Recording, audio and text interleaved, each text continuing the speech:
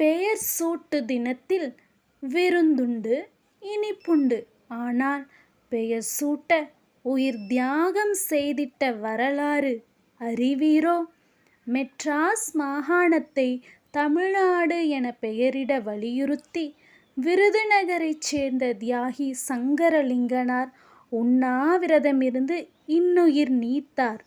அன்னாரின் தியாகம், பலரது போராட்டம், அரசின் தீர்மானம் இணைந்து வீரத்திற்கும் பெருமிதத்திற்கும் உரித்தான தமிழ்நாடு பெயர் உருவானது.